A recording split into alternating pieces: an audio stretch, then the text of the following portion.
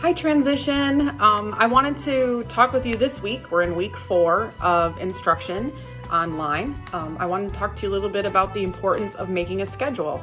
It's important to stay organized and have some structure in your day so that you can feel accomplished, stay healthy, and be on track with continuing your learning experience in transition, as well as make sure that you're getting enough rest, eating, exercising. So I'm going to talk to you a little bit about staying organized during e-learning. It's really important to make a plan for your day. Now, we could all just go to bed at any time, wake up at any time, eat at any time, but you're going to feel more accomplished if you make a plan. If you wake up and you really have no idea of what your day is going to be, then you might just have days pass by where you don't really feel like you've accomplished very much. Structure is good for you, and it will help you feel more accomplished, and your mental health will be good as well. You'll have a better sense of well-being overall. First thing to consider when making a plan is, what time am I going to go to bed, and then what time am I going to wake up? It's okay for you to set a plan for that, even though you're not having a schedule of going to school or work. It's good to set yourself a time when you plan to go to bed, as well as a time that you're going to wake up. It's important to get 7 to 8 hours of sleep to stay healthy. That's what's recommended. Some of you may be sleeping 12 to 15 hours at this time. It's good to get at least 7 to 8 hours of sleep and kind of wind down before you go to bed so that you're not overthinking too much, or you're not having too much screen time before you go to bed. Maybe make a plan to do something to wind down a little bit before bed. Spending time with your family, or maybe, get this, reading a book. I don't know if you guys are doing any of that. I've been reading a lot, and I finished a few books already. That's a new habit that I've had because I have more time now to read a little bit before bed, or definitely I've been catching up on my Netflix, but it's not good to do too much of looking at your phone or watching movies or playing video games before bed, because it's going to be harder for you to get some good sleep. So first plan, I want you to think about, what time should I be going to bed and what time should I be waking up, so that I have 7 to 8 hours of sleep at least, and so that you can start setting a schedule for yourself to have some routine. The next thing I want you to do is consider maybe planning your meal times. Some of you are alone during the day, some of you are with your family. If you're alone during the day and you have control over planning your meal times, it's a really good idea to kind of plan those and schedule them in your day of, all right, when I wake up, am I going to go have breakfast right away? Am I going to wait a while? What time should I have lunch or dinner? If we don't really have a set time of when we're going to eat when we're on our own, then sometimes we might overeat because we're bored and just want to eat, or we might go to the point where we're like, oh my gosh, I'm so hungry, and then just be searching around the cupboards of the fridge and not really make a healthy choice of what we're going to plan. It can be fun to plan out your meals and decide some times where you're going to have some healthy things and make some healthy choices. So the next thing I want you to do is think about, what times during the day are you going to eat? So if your family is cooking for you and you're set to their times, think about when those might be around. If you're on your own and planning your own schedule, try to set some times of when you're making healthy choices and eating at a time where you're not overly starved or eating because you're bored. Although it could be fun to watch entire seasons on Netflix in a day, or spend 8 hours straight playing video games with your friends online, it's really good to schedule in some time that you're going to do your e-learning for Transition and Plus Portals. So it's good to set up a time in your day when you're going to devote to doing your e-learning. I know some of you have enjoyed getting right started on Monday and trying to complete things all in one day. It might be good for you to kind of set that out through the week so that you have some consistency in your day where you follow Ms. Kilby's schedule for what she's assigned for the daily tasks, and you set aside some time during your day that you're working on Plus Portals. Some of you have been given accounts for iReady or Myon.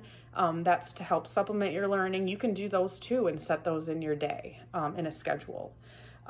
It's important that you have a nice work area that you're working and being free from distractions. So my work area is at my kitchen table. Oftentimes I am playing with my daughter and trying to work at the same time. Other times I'm able to have some downtime by myself and work. But one thing that I really try to do is keep my work area neat and clean, because when it gets all cluttered and there's a bunch of stuff laying around, it's harder for me to focus. It's also hard for me to focus if I have the TV on, or if I have my phone next to me and I'm tempted to go on my phone and like text somebody or look at a social media account. So it's good to make a work area free from distraction. I want you to think about what your e-learning work area could look like, or what it does look like, and make a plan of when you're going to schedule that time in, and kind of describe, what does my e-learning area look like? Is it in my room? Is it the kitchen table? Is it free from distractions? How can you maybe improve your work environment and set a time in your schedule to work on Plus Portals and get some work done in a good environment with some focus? Some things to consider when you're identifying what time in the day that you want to work on Plus Portals and what time you want to be productive and work on things is decide, am I a morning person or am I an afternoon person? Is it better if I kind of wake up early and get started on my activities, or do I need some time to kind of wake up in the day and I might want to get started later? Another thing to consider is, when is the homework help available? So we've got staff available from 7:30 in the morning until 5 for homework help, where they can assist you. You can just call or text them. We're setting up Zoom again for you to have, the opportunity to go on Zoom and have some face-to-face interaction, and even share the screen so that you can see, the job coach can look at Plus Portals and help you through something. So maybe you want to set your schedule and your homework time when there's a job coach available that you can call and they can help you. Maybe you don't have access to the computer all day. Maybe other people in your home are using your computer, or there's other things going on in your home. You need to consider those things when you're planning your e-learning time. So make sure you consider all of those things, as well as don't procrastinate and wait till the end of the week. Procrastinate means to kind of put things aside and wait until it's the very last minute and everything is due and you have to work quickly and maybe not do things as well as you could just to get it done. We don't want to procrastinate or wait too long to do our work. We want to pace ourselves. And like I said, I recommend using Miss Kilby's schedule, because that will help you pace day to day what you're going to do. This might sound silly, but when you don't have a schedule and there's really not a lot going on, not places you have to go or things you have to do too much, you need to sometimes schedule in time for your personal hygiene. When are you showering? Are you waiting too long to shower until your family is like, time to go take a shower now? Are you brushing your teeth every day? Try to think of making that part of your schedule. Am I making sure that I'm still taking care of my personal hygiene? Just because I'm not going to work and my job coach is going to do a check on me and say, hey, did you wash your uniform? Did you wash your hair? Your hair's not combed today. You need to consider your personal care and your personal hygiene, even though you're not going to school or work. So maybe look at your schedule in your day of, when are you going to bathe or shower? Are you brushing your teeth twice a day? Look at your schedule and consider that. It's also important to schedule in some downtime for yourself, where you are maybe doing some exercise, getting out and moving around, reading a book, catching up on the YouTube videos or TikTok or whatever you like to do for fun. It's good to schedule that time in your day. I'm pretty sure you all have time to do that during this time when you're not having to go to school or work, but you could even schedule that in. Schedule in social time. Maybe decide a time when you're going to get online on Facebook, on Messenger, and you're going to chat with some of your friends. Or I think there's all these different other apps, like Hangout type apps, where you can actually invite people and be social. It's not good to just be on your own. It's good to still stay social and connect with people and have a face-to-face conversation. Spending time with family and friends can still happen through different things like Zoom, Messenger, Instagram, different ways to stay connected and make sure that you don't feel alone and that you're reaching out to others too so that they don't feel alone. This time is the perfect time for you guys to work on your independent living skills. What that means is you can start helping your family more around the house with chores and different things like cleaning, taking care of the yard, whatever your family needs you to do. This is your time to step up and start helping them. Schedule in some time during the day where you're doing some chores. Maybe you've never done laundry before and you can watch Miss Kinna's video to get an idea of how she does laundry and apply it in your own household. Maybe you never really have to vacuum or sweep because it's something your sister does or your dad or your grandparent. This is a time where you could actually start doing those things, because eventually, if you're going to live on your own, these are things that you're going to have to do and take care of when you have your own home.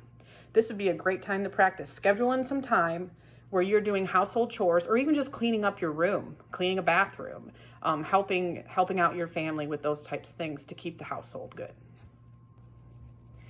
During this time when we're staying at home all the time and not really going anywhere, it's important to still exercise. So maybe you haven't been somebody that's really exercised much before. This is a good time to get started. You could even walk around your yard or neighborhood.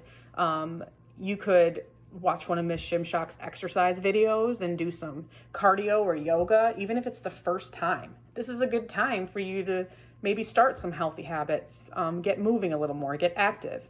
It actually helps your overall sense of being and mental health if you have movement in your day and exercise. It's good to get your heart rate up a little. It's good to sweat a little. That's going to be helpful to you, and I'd like you to schedule some of that in your week, in your day, if possible. So consider doing a little bit more movement than maybe you're used to, or maybe you're someone that really likes to play sports and you're missing that. Just because you're not playing in a Special Olympics sport or on a team, you can still do things on your own. There's a lot of exercise videos on YouTube. If you have a basketball, go outside and play a little bit. Go throw a ball around with a brother or sister. It's good to still get out, get some fresh air, do some exercise within your own area. You might not want to fit in all of these things every day in your schedule, but consider how you can add these things in your day to provide more structure, more organization, so that you're just not going day to day and not really knowing what to do or continuing to do the same thing day after day. Having some organization in your day can help you stay positive. It can help you feel accomplished, provide support to your family, make you feel better overall.